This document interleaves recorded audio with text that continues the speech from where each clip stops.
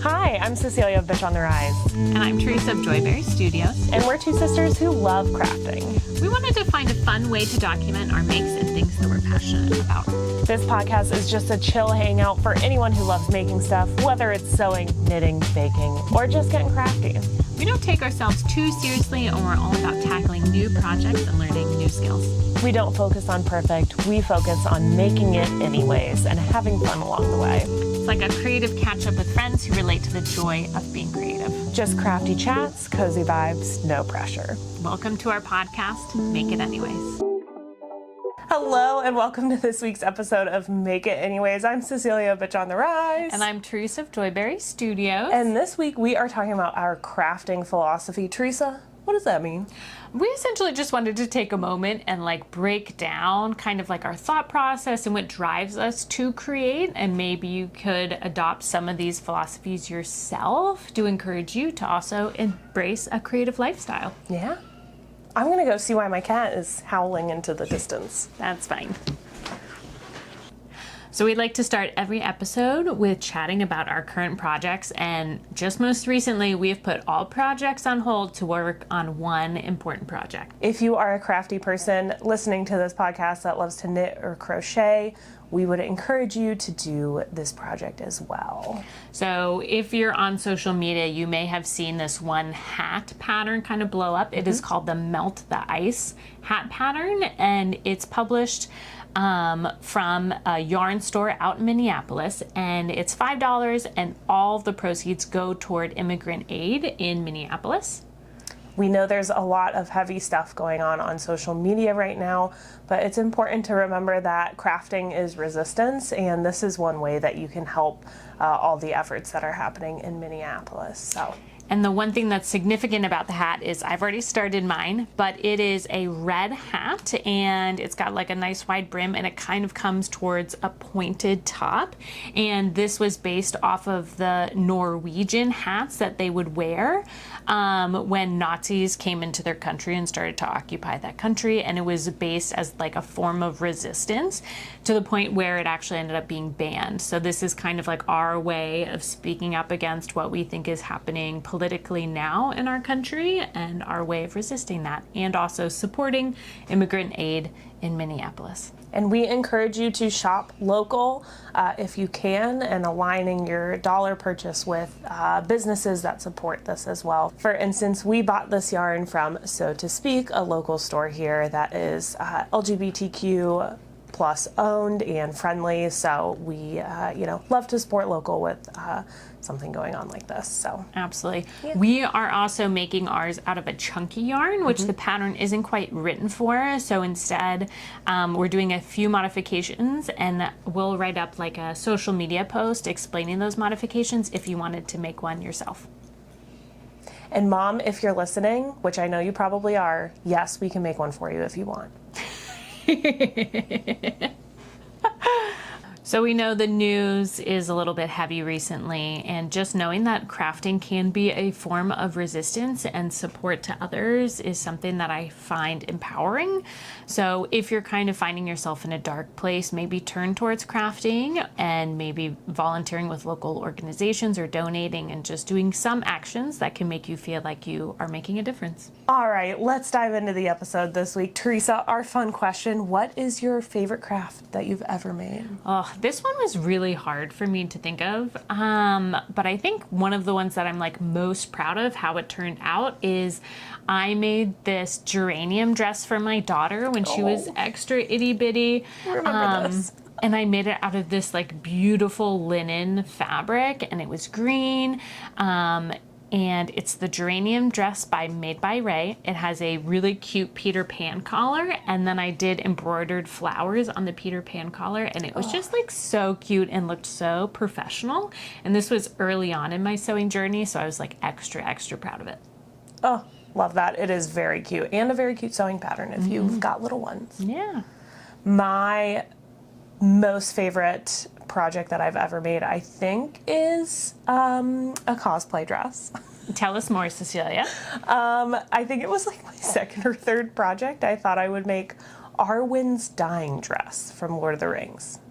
More details, please. Yeah, so I'm not going to explain who Arwen is. If you haven't watched Lord of the Rings, I just suggest that you should go watch Lord of the Rings. She's an elf. So she wears this beautiful dress with like long sleeves. It's like floor length dress, huge billowing sleeves. And this dress, I chose it. It's technically her dying dress because like in the scene she's dying. Not like actually dying, it's like elf dying, whatever.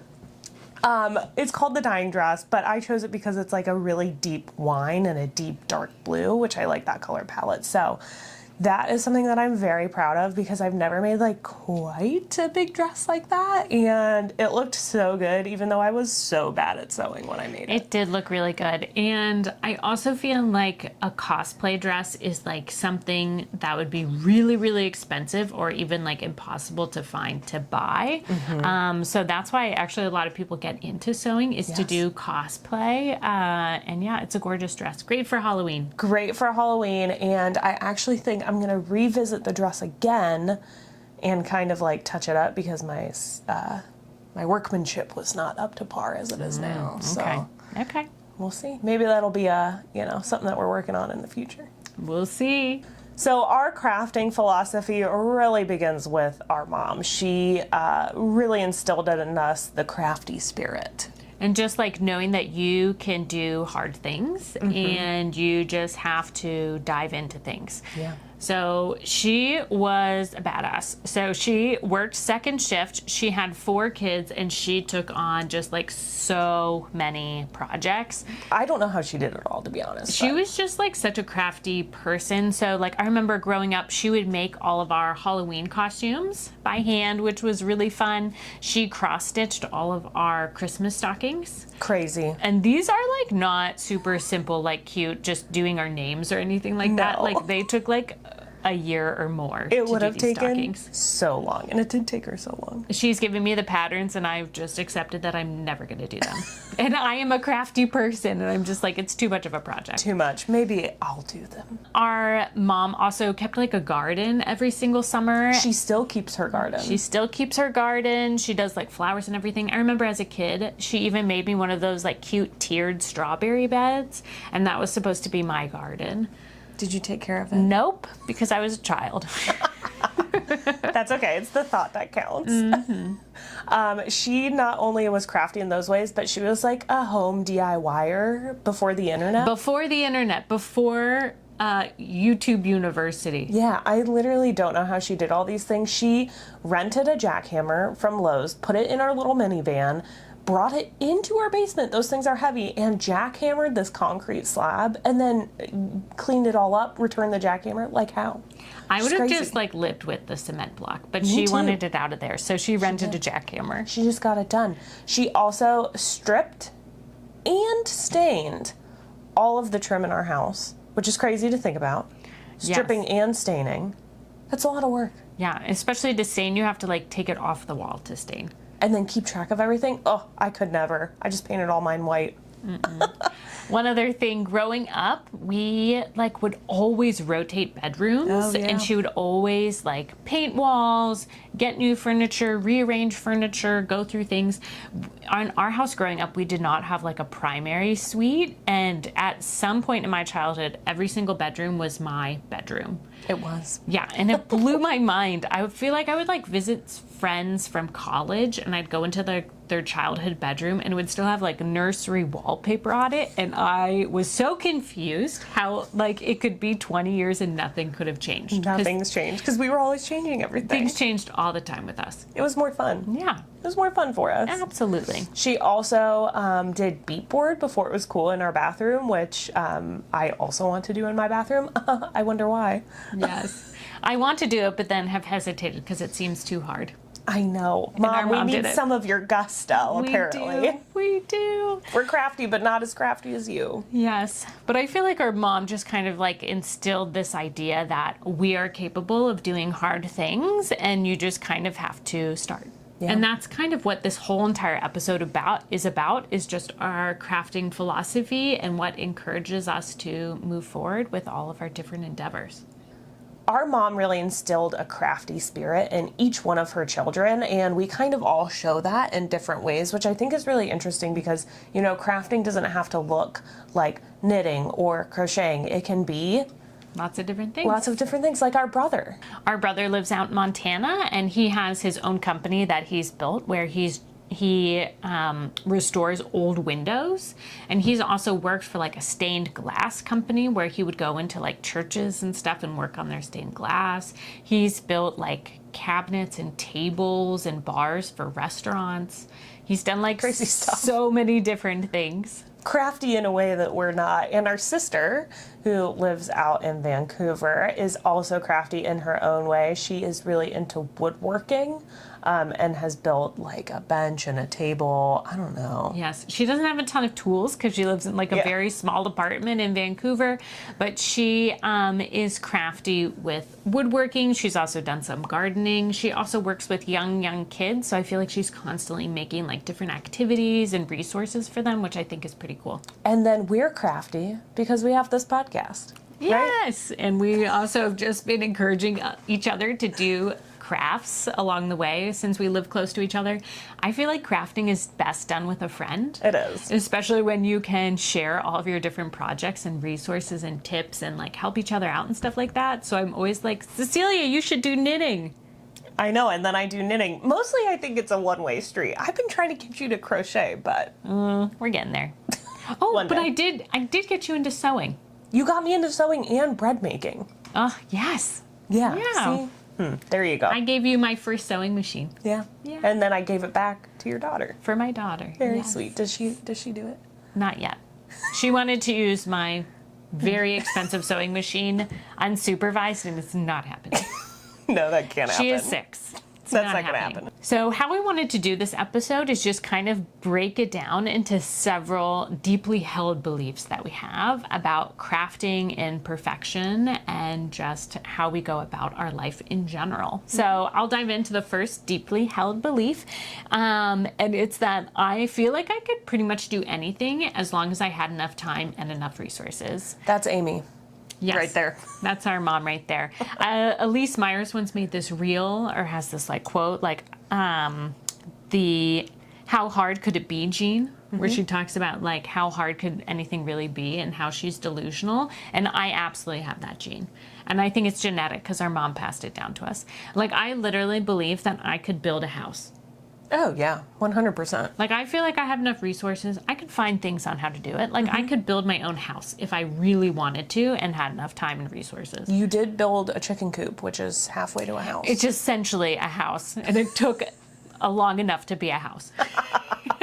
Our next deeply held belief is that perfect does not exist, so why strive for perfect? I think our podcast is literally like an embodiment of this belief. Make it anyways. Don't take the joy out of crafting because you want something to be perfect, because it will take the joy out of crafting.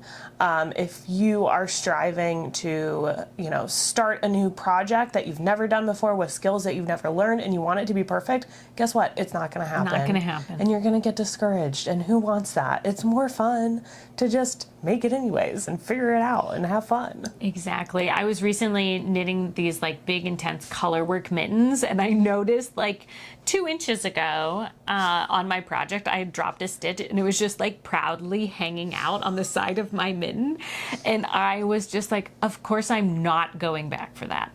No. I'm not going back for it. It's not happening. I just took like scrap yarn, looped it through, and like tied it off, and it was fine. It's fine. And no one's gonna look at the side of my mitten and be like, shoot, I think you dropped a stitch here. Yeah, no one's gonna notice. No one's gonna know. Even, okay, this is also bad. The hat that I just cast on, I cast on one too many stitches. So instead of just like ripping out the cast on, which would have taken me like 5 to 10 minutes, nope, just knit 2 together. Yeah, why not? It's fine. I made it work. You guys should see my hibernal sock. That's all I have to say. Oh, we should showcase that. It's a little rough. Our third deeply held belief is that no one actually really cares about what you're doing. Yeah, no one cares. No one's really watching you. I feel like in social media, I feel like people feel like there's this lens on you. Everybody's watching you. Everybody's like discussing what you're doing. But really, I don't think anybody really cares. No. No And one really cares. I feel like it's so silly because I have a podcast and an Instagram and a blog, and I'm just like, but nobody's actually looking at it. No one's actually watching it. No one's actually doing anything with it. But I feel like most people end up being kind. Yes. And supportive.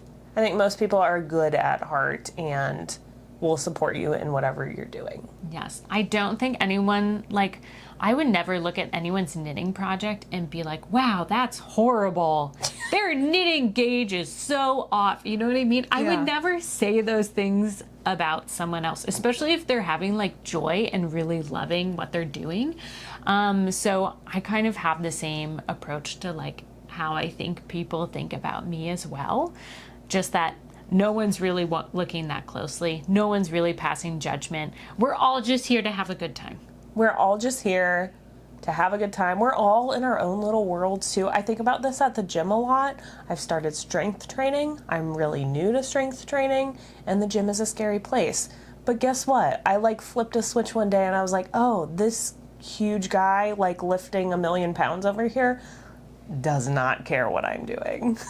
He really does not care what I'm doing. And I think this applies like to crafting, to the gym, to literally a lot of things in your life. I see this with running too. I don't really run a lot now, but in a previous life, I used to run a lot of half marathons. And there are some people who run half marathons at like 6-minute miles, and other people do them at like 20-minute miles.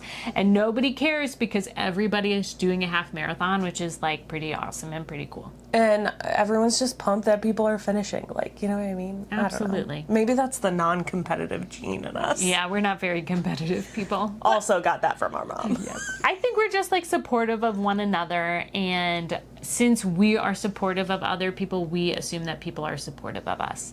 And that's how the world should be. Exactly.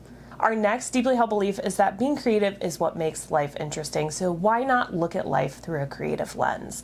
I think when you put on your little creative lens hat, you see the world with a whole new possibility. You are walking through your backyard and you're like, what about a little chicken coop back there? That's what I said. That's what you said. I watch a movie and I say, that costume looks fun. Maybe I could make that. You know, you just kind of look at things differently, or, you know, you're shopping for clothes and you're like, oh, I can make that. You know, I can make that sweater. Oh, but you could change it up and you could make it a slightly different way. And better. And better. And I just feel like the world is your oyster when you're creative, instead of thinking like, oh, it'd be fun to have chickens, but it would be too hard to like have a chicken coop. No, we can make a chicken coop. We can build a chicken coop. We can do it. We can sew a cosplay dress. Yes, I can knit a sweater for myself that actually fits. I can make like a 5-foot by 3-foot piece of artwork for my living room in this random spot. Like, we can figure things out. We can do it. And when you have that creative lens, you start to see those possibilities everywhere. And it just makes you kind of appreciate the world a little bit more, I think. Absolutely. All right, our deeply held belief number 5 is that handmade objects just have like a little bit more of a soul to them and are a little bit more interesting and just like bring a little bit more of whimsy to your life.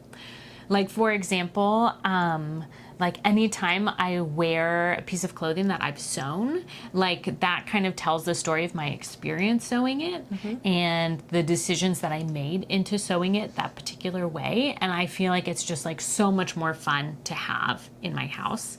Even if you don't make something by hand necessarily, but you supported like a local artisan in making that object, I find that that is like also more fun.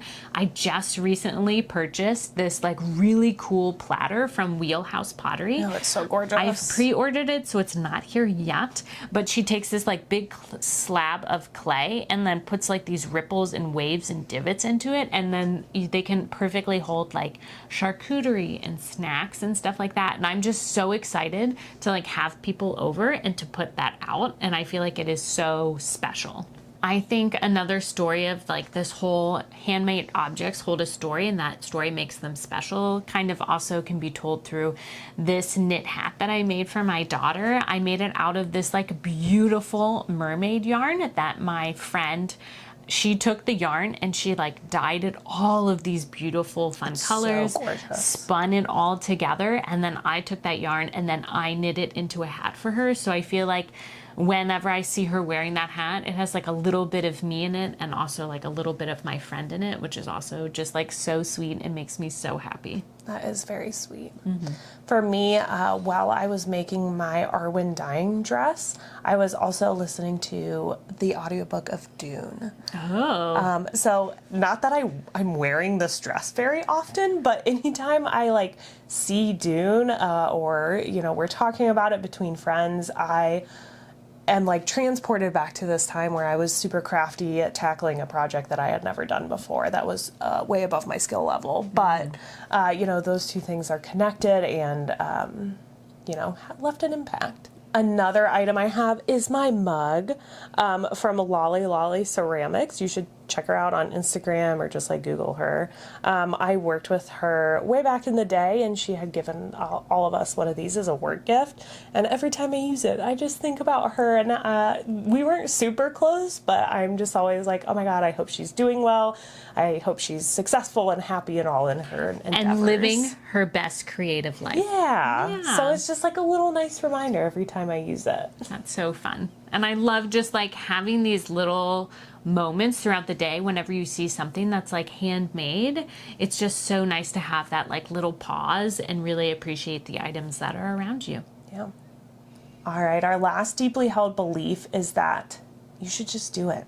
Just Make it do anyways. it. Make it You know? anyways. Make it anyways. Make the jump, be bold, and attack that craft that you're a little bit scared of because I'm sure you'll be happy with the results. Like we were talking about earlier, no one's really watching. No one really knows what they're doing either, especially when they attack a new craft. So why not just be bold and try it anyways? I also sometimes like to think about like worst case scenario. Yes. Worst case scenario, you like totally ruin a piece of fabric, and it might be an expensive piece of fabric, but like you're not going to lose your house. No. And you might learn something when you are going through this process and you have made something that's totally unusable, or maybe you have made something and it didn't turn out quite as you were thinking, so you can use it as a different purpose. Or you can just break it down and make some like fabric napkins out of the dress that wasn't supposed to be. And then Or just some rags. those rags are fabric. I don't know, like then they have their own story, which I find is just like so fun. I think also if you're ever having some like hesitation when it comes to doing a new crafting project, there are so many good resources that you can lean on. So many good resources, like the library. The library, a lot of libraries, they'll have books that you can check out or put on hold to read about these different crafts. You can also at some libraries like check out different crafting materials. Like at ours, you can have, you can check out like a sewing machine. They even have like yarn kits for like knitting and stuff that you can check out if you want to like dive into a craft, but you're a little bit hesitant maybe. You can also do like YouTube University. There are endless amounts of videos on YouTube. And what I really love about that is like if someone's teaching it in a way that you don't understand, again, there's a million more videos. So keep searching until, you know, it clicks. There's also different like online platforms. There's Creative Bug, there's Skillshare. Craftsy, Skillshare, Masterclass. I mean, there are so many different great resources out there for you to lean on in order to get some like of that little extra motivation or a little bit of a kick in the right direction. Don't discount learning from friends and family. Your friends might have a craft, a new skill that you want to learn. And also, like, grandma, she can probably teach you how to knit and sew. So, Grandpa, neighbor down the street. literally just open up your network to see what you can learn. So whenever you're starting like a new creative endeavor, I think it can kind of be overwhelming. And I find that there are like two different ways to start a creative endeavor. You can either start small with something that's like manageable and low stakes, or You can start big, like I do, and just dive headfirst into whatever inspires you. yes, maybe you find something that might be a little challenging, but if it's super inspiring, maybe that's the way to go for you. Yeah. So for example, if you wanted to start knitting or crocheting, like I feel like one of the best ways for me personally is just to like cast on a few stitches and just work at those stitches till you feel like confident and you understand what's going on, and then rip it all out and then start your project. Yeah, for me, it's go big or go home. So when I started teaching myself to crochet, my first ever project was like a cat. Yes, a stuffed cat. A stuffed cat. So I just like dove in head first because I really wanted to make the stuffed animal, and to me making a scarf was not like motivating, or making a little square was not motivating enough to learn this new craft. So I just dove in head first with a cat. And if you really wanted to get into sewing, you could just like simply take like old clothes and turn those into like maybe just some like napkins, or you can make like doll clothes, or like you could tackle like just a simple t-shirt, like a woven t-shirt first as like a first sewing project. Or you could get really inspired by some fashion that you've seen, something that's really popular that you're missing in your wardrobe, and just dive in head first, like I did with the Paulina shacket. Yes. Wasn't that like your second piece of clothing you made? I would say like third. I think it was after my dyeing dress. Oh my goodness. But you know, just it has like a collar, gathers in strange places. It was a project that I really wanted in my wardrobe because it seemed cozy and amazing for the winter time, and guess what? It was. You just went for it. I just went for it.